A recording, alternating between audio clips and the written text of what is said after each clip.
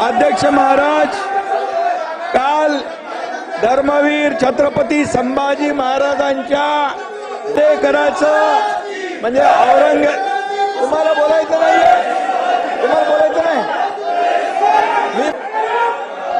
धर्मवीर संभाजी महाराजांच्या मारे करायचं म्हणजे औरंग्याचं गोडवे या ठिकाणी अबू आझमीने गायलं।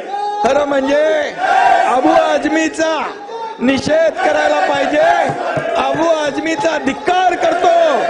अबू आझमी या ठिकाणी धिक्कार करत असताना या ठिकाणी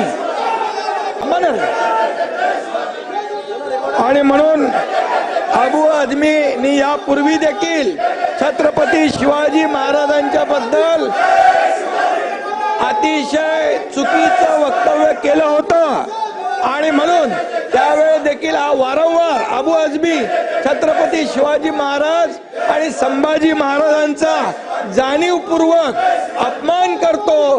हा खरं म्हणजे छत्रपती संभाजी महाराजांनी देशासाठी बलिदान केलं, आपला प्राणांचं बलिदान केलं, पण धर्म बदलला नाही। अशा संभाजी महाराजांचा शिवाजी महाराजांचा अपमान करणं म्हणजे हा अबू आझमी देशद्रोही आहे, देशद्रोही आहे। आणि म्हणून या देशद्रोहाला